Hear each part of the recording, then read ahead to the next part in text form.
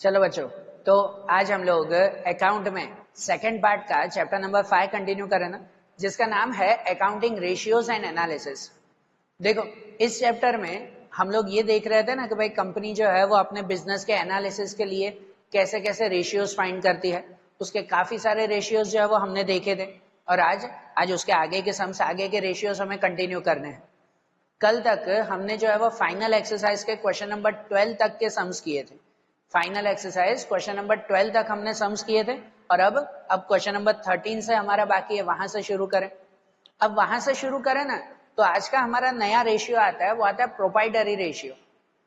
देखो, हम लोग जितने भी रेशियोज जो है वो आगे से देख रहे हैं, मैंने जो जो बताए हैं आप लोगों को, उन सबकी एक अच्छी नोट बना देना, सबकी फॉर्मूलाज जो है वो लिख लेना है। एग्जाम में जो रेशियोज पूछे उसके हिसाब से हमें लिखना है। बीच में जो जो मैं बोल रहा हूँ, जो जो बता रहा हूँ, क्या इसमें ये चीजें इंक्लूड होती है, इसमें ये लॉजिक इंक्लूड होता है, वो भी जो है वो अपने हिसाब से नोट्स बनाते जाना, क्या एग्जाम में जब ये पूछा जाए तो हम उस तरह से लिख सके। समझ आ रही है ना बात? तो देखो, प्रोप्राइटरी रेशियो जिनमें फॉर्मूला आती है honours fund and divide by total assets. Proprietor हम लोग किसे कहते हैं? प्रोप्राइटर ऑनर का ही सिमिलर वर्ड है ना। प्रोप्राइटर मतलब ऑनर ही कहलाता है ना, बिजनेस का ऑनर, मालिक। और यहां पर ऑनर्स फंड फाइंड करना मतलब कि टोटल बिजनेस की कैपिटल फाइंड करना। ऑनर फंड या कैपिटल, उसके बहुत सारे नाम है। आप उसे कैपिटल कह सकते हो, ऑनर फंड कह सकते हो, इक्विटी कह सकते हो, या फिर शेयर होल्डर फंड कह सकते हो। ये सभी चीजें ऑनर्स फंड या प्रोप्राइटर फंड में आती है ना, बराबर ना। सब सिमिलर वर्ड है कंपनी के लिए ये, क्योंकि कंपनी को कैपिटल या मालिक के पैसे वो कहां से मिलते हैं? शेयर होल्डर से ही ना। और हमें यह भी ध्यान है कि शेयर होल्डर को ही कंपनी के ऑनर भी कहा जाता है। सही बात के नहीं? तो इसलिए ऑनर फंड मतलब शेयर होल्डर फंड ही ढूंढना है। कल फाइंड कर रहे थे ना डेप्ट इक्विटी रेशियो, एसेट डेप्ट रेशियो, वो सब में, तो उसमें हम लोग शेयर होल्डर फंड ढूंढ रहे थे। तो यहां पर भी ऑनर फंड मतलब शेयर होल्डर फंड ही फाइंड करना है। और शेयर होल्डर फंड में वही तीन चीजें आती हैं, इक्विटी या प्रेफरेंस शेयर्स के कैपिटल हो वो, दूसरा कोई रिजर्व सरप्लस हो, कैपिटल रिजर्व या शॉर्ट टर्म रिजर्व हो वो, और तीसरी चीज प्रॉफिट एंड लॉस अकाउंट हो वो। ये सभी चीजें यहां पर आती है ना ऑनर्स फंड में। सही बात है ना। और टोटल एसेट्स, एसेट्स तो हमें पता है करंट नॉन करंट सब एसेट्स मिलाकर टोटल एसेट्स। तो अब जो क्वेश्चन नंबर 13 है ना हमारा, वो क्वेश्चन नंबर 13 में है कि प्रोप्राइटरी रेशियो फाइंड करना है हमें। तो उसके लिए सबसे पहले ऑनर्स फंड फाइंड कर लेना। हमें ध्यान है ना, हर एक में यही करते हैं कि ये एक एक करके फाइंड कर लें हम लोग। पहले ऑनर्स फंड, तो ये अगर हम लोग फाइंड करें तो जिसमें क्या क्या आता है, वही equity and preference shares, capital reserve, profit and loss account. तो वो जो जो है ना इसमें, जैसे सबसे पहले दिया हुआ है equity share, preference shares, capital reserve and surplus, तीनों साथ में ही दिए हुए हैं। और कोई है प्रॉफिट एंड लॉस अकाउंट या कुछ, वो नहीं है। तो ऑनर्स फंड में ये तीनों चीजें आ जाएगी ना। ऑनर्स फंड में आ जाएगा equity share capital plus preference share capital plus reserve and surplus. तो इन सब की अमाउंट, जैसे इक्विटी शेयर कैपिटल वो कितना है, 12 लाख का, 12 लाख। प्रेफरेंस शेयर्स कैपिटल कितना है, वो 8 लाख का है। एंड रिजर्व एंड सरप्लस, तो रिजर्व एंड सरप्लस कितना है, 4 लाख, वो 4 लाख। तो टोटल कितना हो जाएगा, 12, 8 और 4, तो 24 ना, 24 लाख। ये हो जाएगा हमारा ऑनर्स फंड। ये ऑनर फंड मिल गया ना। और फिर क्या फाइंड करना है, टोटल एसेट्स। तो टोटल एसेट्स कैसे ढूंढते हैं, सभी करंट नॉन करंट मिलाकर ना। तो यहां पर भी देखो current assets non current assets दोनों दिए हुए ही हैं। लायबिलिटीज का यहां कुछ काम नहीं है, ये सब में लायबिलिटीज वो एक्स्ट्रा ही दी गई है। हमें सिर्फ टोटल एसेट फाइंड करना है, तो करंट एसेट्स और नॉन करंट एसेट्स उन दोनों का प्लस हम लोग करेंगे। मतलब यहां पर अगर हम लोग टोटल एसेट्स फाइंड कर लें, तो टोटल एसेट्स मतलब कि non current assets plus current assets. तो नॉन करंट एसेट्स हमारी कितनी है, नॉन करंट एसेट्स 12 लाख और करंट एसेट जो है वो 24 लाख। मतलब यहां पर 12 लाख प्लस 24 लाख, बराबर ना। तो 12 एंड 24 36 लाख। 36 लाख ये टोटल एसेट्स है हमारी। समझ आ रही है बात? ये दोनों फाइंड कर लिया तो अब हम लोग क्या करें, दोनों को फॉर्मूला में लिख देना सिर्फ। प्रोप्राइटरी रेशियो फाइंड करें ऑनर्स फंड, तो ऑनर फंड 24 लाख का है और उसके कंपैरिजन में टोटल एसेट्स 36 लाख की है। अगर हम डिवाइड करें ना तो 2 डिवाइड बाय 3 0.67, 0.67 रेशियो 1 कितना आ जाएगा 0.67 रेशियो 1। मतलब जितनी एसेट्स है ना, एसेट्स 1 हमेशा जब अपॉन में जो आता है उसे हम लोग 1 काउंट करते हैं ना। भाई एसेट्स 1 है, उसके कंपैरिजन में हमारा कैपिटल ऑनर फंड 0.67 है, एसेट के कंपैरिजन में कैपिटल कम है, ऐसा। समझ आ रही है बात? ये पता चलता है ना इनसे, ऑनर्स फंड से। बरोबर? कैसे फाइंड करना है, कौन कौन सी इसमें रूल आएंगे या कौन सी चीजें आएगी, ये सब माइंड में रखना। तो अब ये क्वेश्चन नंबर 13 लिखो, कैसे फाइंड करना है वो समझ लो। तो फिर वैसे ही क्वेश्चन नंबर 14 देखें, उसमें हमें अब दूसरी चीज फाइंड करनी है। अब जैसे क्वेश्चन नंबर 14 है ना, तो क्वेश्चन नंबर 14 में हमें फाइंड करना है इंटरेस्ट कवरेज रेशियो। उसमें फाइंड करना है इंटरेस्ट कवरेज रेशियो। इसका मतलब क्या, इंटरेस्ट कवरेज रेशियो बताता है कि बिजनेस में जितना हमारा प्रॉफिट आता है ना, उस प्रॉफिट में से कितना हिस्सा हमारा इंटरेस्ट में जाता है। पता है इतना बड़ा बिजनेस कंपनी चल रही है तो कंपनी ने कहीं ना कहीं से तो उधार लिया हुआ ही होगा। बरोबर? कि भाई जैसे सपोज बैंक से लोन लिए होंगे, डिबेंचर के पैसे, शेयर्स के पैसे, ये सब लोन ही तो कहलाती है एक तरह के। भाई इनका इंटरेस्ट, इनका ब्याज हर साल देना पड़ता है ना। जितना भी प्रॉफिट है उस प्रॉफिट में से थोड़ा सा हिस्सा ब्याज का तो देना ही पड़ता है ना हमें। तो प्रॉफिट में से कितना हिस्सा ब्याज में जा रहा है, इंटरेस्ट में जा रहा है, वो फाइंड करने के लिए इंटरेस्ट कवरेज रेशियो फाइंड करते हैं। और इंटरेस्ट कवरेज रेशियो की फॉर्मूला क्या आती है, profit before interest and tax, interest और टैक्स कट किए बिना उससे पहले का profit, profit before interest and tax and interest on long term liabilities. Profit before tax और उसके सामने लॉन्ग टर्म लायबिलिटीज में कितना इंटरेस्ट दे रहे हैं, उन दोनों की कंपैरिजन। तो ये दोनों अगर हमें फाइंड करने हो ना, तो प्रॉफिट बिफोर टैक्स कैसे ढूंढा जाता है। आपको ध्यान है आप लोग वो प्रॉफिट एंड लॉस अकाउंट बनाते थे कंपनी के फाइनल अकाउंट में, तो प्रॉफिट एंड लॉस स्टेटमेंट जब बनता था ना, उसमें हम लोग स्टेप्स लिखते थे, 7 स्टेप्स। उसमें आता था नंबर 5 है प्रॉफिट बिफोर टैक्स, फिर उसमें से टैक्स माइनस करते थे, फिर आता था प्रॉफिट आफ्टर टैक्स। सही बात है ना? तो अगर आपको प्रॉफिट आफ्टर टैक्स दिया हुआ हो तो उसमें जो है वो टैक्स या इंटरेस्ट वगैरह सब प्लस करेंगे तो वो मिलेगा प्रॉफिट बिफोर टैक्स। सही बात है ना? कि अगर वो बता रहा हूं यहां रफ में, चलो कि हम लोग ऐसे लिखते थे प्रॉफिट बिफोर टैक्स, उसमें से माइनस टैक्स करते थे तो हमें मिलता था प्रॉफिट आफ्टर टैक्स। तो अगर अब ये दिया हुआ हो हमें प्रॉफिट बिफोर टैक्स से ढूंढना है, तो प्रॉफिट आफ्टर टैक्स में ये टैक्स वगैरह प्लस करेंगे, माइनस नहीं, अब प्लस करेंगे उल्टा, तो प्रॉफिट बिफोर टैक्स हमें मिलेगा। सही बात है ना? देखो क्वेश्चन नंबर 14 में यही चीजें हैं कि प्रॉफिट आफ्टर टैक्स आपको दिया हुआ है, टैक्स भी दिया हुआ है, साथ में 10% डिबेंचर और 12% लोन दिया हुआ है। बराबर? तो हमें अगर फॉर्मूला में पहले प्रॉफिट बिफोर टैक्स फाइंड करना है ना, profit before interest and tax, ये भी ध्यान देना, profit before interest and tax, तो उसके लिए प्रॉफिट आफ्टर टैक्स में, प्रॉफिट आफ्टर टैक्स उसके अंदर प्लस टैक्स पेड, लेकिन सिर्फ टैक्स प्लस नहीं, वो तो चलो वो प्रॉफिट एंड लॉस बनाते थे तो उसमें टैक्स प्लस करते थे। यहां दिया हुआ है profit before interest and tax दोनों, तो इसलिए प्रॉफिट आफ्टर टैक्स में टैक्स और उसके साथ interest on long term liabilities वो भी प्लस होगा। अब इंटरेस्ट कहां, कुछ इंटरेस्ट दिया हुआ है नहीं, लेकिन देखो 10% डिबेंचर है ना, तो डिबेंचर की टोटल वैल्यू है 20 लाख, तो उसके 10% वो उसका इंटरेस्ट कहलाया ना। इंटरेस्ट के लिए आगे दिया हुआ है ना परसेंटेज, 10% डिबेंचर तो 20 लाख के 10% वो उसका इंटरेस्ट, या जैसे 12% लोन है तो 10 लाख के 12% वो उसका इंटरेस्ट ना। तो यहां जब profit before interest and tax दोनों है, ये याद रखो, तो प्रॉफिट आफ्टर टैक्स में टैक्स और उसके साथ प्लस इंटरेस्ट भी करेंगे कि प्लस इंटरेस्ट ऑन डिबेंचर भी होगा प्लस इंटरेस्ट ऑन लोन भी होगा। ये सब चीजें प्लस करेंगे तो प्रॉफिट बिफोर टैक्स हमें मिलेगा।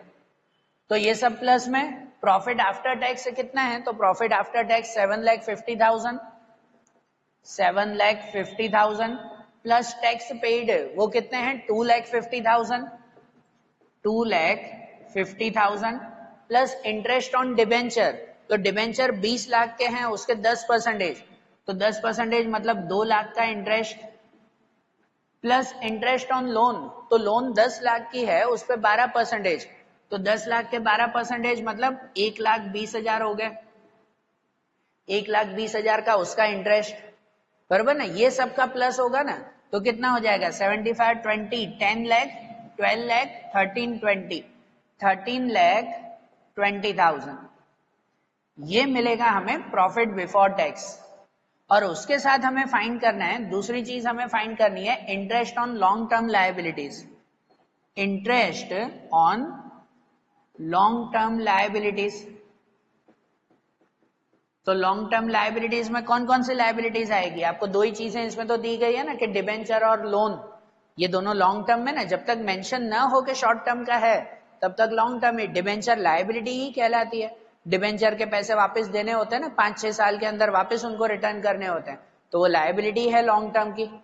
तो इन दोनों का इंटरेस्ट हमें गिनना है। Interest on long term liabilities में interest on debenture plus interest on loan होगा जो दोनों दिए हुए हैं। तो डिबेंचर का इंटरेस्ट कितना अभी काउंट किया ना 20 लाख के 10%, तो 2 लाख के 2 लाख उसका इंटरेस्ट प्लस लोन का इंटरेस्ट भी अभी फाइंड किया था हमने 12 लाख के 10 लाख के 12%, तो 1,20,000। तो कितना आ जाएगा टोटल इंटरेस्ट आ जाएगा 3,20,000 रुपीज, 3,20,000 ये मिल गया ना interest on long term liability भी। और दोनों मिल जाए तो फिर फॉर्मूला में रखना है, दोनों मिल जाए तो फॉर्मूला में रखना है कि profit before tax and interest कितना है 13,20,000 और इंटरेस्ट है उस पर 3,20,000, दोनों का जो डिवाइड करो तो कुछ डिवाइड आएगा 4.13, 4.13 रेशियो 1, 4.13 रेशियो 1, एक्चुअली तो 4.125 आएगा 125, पर ठीक है 125 लिखो या 13 लिखो वो एक ही बात। 4.13 रेशियो 1, इसका मतलब जितना इंटरेस्ट है उसके कंपैरिजन में प्रॉफिट ज्यादा है, ये अपॉन वाला 1 और ये ऊपर ना, मतलब प्रॉफिट अगर 4 है तो उसमें से 1 पार्ट हमें इंटरेस्ट का देना पड़ता है। समझ आ रही है बात, ये क्लियर होता है ना इससे इंटरेस्ट कवरेज रेशियो से, ध्यान आ रहा है ना। तो जैसे इंटरेस्ट कवरेज रेशियो फाइंड किया ना क्वेश्चन नंबर 14, इसे समझो अच्छी तरह से। तो अब वैसे ही क्वेश्चन नंबर 15 भी देखें कि उसमें कौन सा नया रेशियो फाइंड करना है। अब जैसे क्वेश्चन नंबर 15 में दिया हुआ है ना, क्वेश्चन नंबर 15 में हमें फाइंड करना है कैलकुलेट स्टॉक टर्नओवर रेशियो। अब ये नई चीज स्टॉक टर्नओवर रेशियो हमें फाइंड करना है। स्टॉक टर्नओवर मतलब क्या, टर्नओवर का मतलब कहलाता है कि भाई पूरे साल में कितनी बार जो है वो नया स्टॉक हमें प्रोड्यूस करना पड़ता है, कितनी बार स्टॉक बिक जाता है और फिर नया स्टॉक हमें बनाना पड़ता है, उसे स्टॉक टर्नओवर कहते हैं हम लोग। समझ आ रही है बात है, मतलब जैसे जो है वो अगर मेरा कोई कपड़े का बिजनेस हो तो अगर मैं शर्ट्स बना रहा हूं तो कितनी बार मैं साल में नई शर्ट्स तैयार कर रहा हूं, वो बिक जाती है, फिर नई शर्ट तैयार करूंगा फिर बिक जाती है, तो ऐसे साल में कितनी बार हमें नया स्टॉक तैयार करना पड़ता है, उसे स्टॉक टर्नओवर रेशियो कहते हैं, बराबर। और स्टॉक टर्नओवर रेशियो फाइंड करना हो ना तो उसके लिए कहते हैं cost of goods sold divide by average stock, ये formula cost of goods sold divide by average stock. Cost of goods sold हम लोग पहले भी ढूंढते थे, आगे भी कुछ रेशियोज आए थे उनके अंदर भी हम लोग ये फाइंड करते थे, जहां पर कॉस्ट ऑफ गुड्स सोल्ड की फॉर्मूला बनती है हमारी, ये पहले भी आया था कि opening stock plus purchase expense minus closing stock. Cost of goods sold ऐसे ढूंढते हैं ना, अगर ये सब इंफॉर्मेशन दी गई हो तो इस मेथड से ढूंढते हैं, या तो फिर कॉस्ट ऑफ गुड्स सोल्ड ढूंढने की दूसरी भी फॉर्मूला आती थी सेल्स माइनस ग्रोस प्रॉफिट, ये दोनों फॉर्मूलाज भी हमने पहले देखी है। Cost of goods sold find करना हो तो सेल्स माइनस ग्रोस प्रॉफिट ऐसे भी ढूंढ सकते हैं। तो जैसी इंफॉर्मेशन हो कॉस्ट ऑफ गुड्स सोल्ड ऐसे मिलेगा ना, दोनों में से कोई भी इंफॉर्मेशन से। एंड एवरेज स्टॉक तो एवरेज स्टॉक ढूंढा जाता है opening stock plus closing stock divide by 2, बराबर ना। एवरेज ढूंढना है ना, opening plus closing divide by 2 ऐसे फाइंड करेंगे ना। तो इसी के हिसाब से क्वेश्चन नंबर 15 में हम लोग फाइंड करें। तो क्वेश्चन 15 में जो जो इन्फॉर्मेशन है, sale, closing stock, gross profit rate, opening stock, purchase, ये सब दिया हुआ है। तो सबसे पहले अगर cost of goods sold find करें तो कॉस्ट ऑफ गुड्स सोल्ड के लिए क्या दिया हुआ है, ये फॉर्मूला से मिलेगा उसमें। कॉस्ट ऑफ गुड्स सोल्ड में सेल माइनस ग्रोस प्रॉफिट, ये दोनों चीजें हैं, सेल और gross profit. Purchase, purchase expense, ये सब नहीं है। परचेस है, परचेस एक्सपेंस वगैरह नहीं है, बराबर ना। तो हम लोग ये इससे ढूंढ सकते हैं ना normally, sales minus gross profit. तो सेल्स कितनी है, सेल्स है 30 लाख की, और ग्रोस प्रॉफिट रेट दिया हुआ है, परसेंटेज है 30%। तो किसके परसेंटेज, सेल्स के ही हम लोग परसेंटेज निकालेंगे ना, बराबर ना। परसेंटेज है तो वो सेल्स के ही निकाले ना। मतलब यहां पर अगर हम लोग सबसे पहले cost of goods sold find करें, कॉस्ट ऑफ गुड्स सोल्ड, तो उसके लिए सेल्स माइनस ग्रोस प्रॉफिट। तो सेल्स है हमारी 30 लाख की, 30 लाख माइनस ग्रोस प्रॉफिट। तो ग्रोस प्रॉफिट किसका है, इसी का ही, सेल का ही। जो 30% है तो वो सेल के ही 30%, 30 लाख के 30% कितने हो जाएंगे, 9 lakh. Gross profit minus 9 lakh, तो कॉस्ट ऑफ गुड्स सोल्ड कितना मिल जाएगा, 21 लाख मिल जाएगा हमें। ये 21 lakh cost of goods sold, ये मिल गया। फिर दूसरा क्या ढूंढते हैं फॉर्मूला में, एवरेज स्टॉक फाइंड करते हैं। तो एवरेज स्टॉक भी ढूंढे, एवरेज स्टॉक जिसकी फॉर्मूला आती है opening stock plus closing stock divide by 2। तो ओपनिंग प्लस क्लोजिंग कितना दिया हुआ, ओपनिंग स्टॉक है 3,50,000, क्लोजिंग स्टॉक है 2,50,000। तो चलो 3,50,000 प्लस 2,50,000 डिवाइड बाय 2। तो 3 and 2 5 और 6 लाख डिवाइड बाय 2 कितना हो जाएगा, 3 लाख आ जाएगा। एवरेज स्टॉक हमारे पास कितना है, 3 लाख का है। भाई एवरेजली इतना पड़ा रहता है हमारे पास स्टॉक, उसके सामने हमें कितनी बार दूसरा नया बनाना पड़ता है, वो स्टॉक टर्नओवर रेशियो। तो अब ये जो हम स्टॉक टर्नओवर रेशियो ढूंढे ना, STR, स्टॉक टर्नओवर रेशियो, जिसकी formula cost of goods sold upon average stock. मैंने एकदम शॉर्ट में लिख दिया, पूरा लिखना। स्टॉक टर्नओवर रेशियो में cost of goods sold upon average stock. तो कॉस्ट ऑफ गुड्स सोल्ड कितना मिला हमें, 21 लाख, 21 लाख और अपॉन में 3 लाख। तो 21 डिवाइड बाय 3 कितना हो जाएगा, 7 टाइम्स। अब यहाँ पे टाइम्स लिखते हैं, रेशियो नहीं। मैंने आपको स्टार्टिंग में बताया था ये रेशियो 3 तरह से लिखे जाते हैं। अगर फॉर्मूला में मल्टीप्लाई 100 हो तो उसे परसेंटेज में लिख देते हैं, बराबर ना, परसेंटेज वाइज लिखा जाता है। मल्टीप्लाई 100 नहीं है तो रेशियो में लिखते हैं। जैसे इससे पहले हमने इतने सारे रेशियोज फाइंड किए ना, फाइंड बाई 1.22 रेशियो 1, 4.13 रेशियो 1, ऐसे फाइंड कर रहे थे ना। लेकिन कोई टर्नओवर रेशियो है, टर्नओवर, कितनी बार हम लोग जो है वो पूरे साल में स्टॉक बना रहे हैं, वो टर्नओवर है। तो उसमें रेशियो नहीं, उसमें लिखा जाता है टाइम्स। तो स्टॉक टर्नओवर रेशियो, उसमें क्या लिखा जाएगा, 7 टाइम्स। मतलब साल में 7 बार हम लोग जो है वो नया स्टॉक बना रहे हैं। समझ आ रही है बात, ये स्टॉक टर्नओवर रेशियो मिला।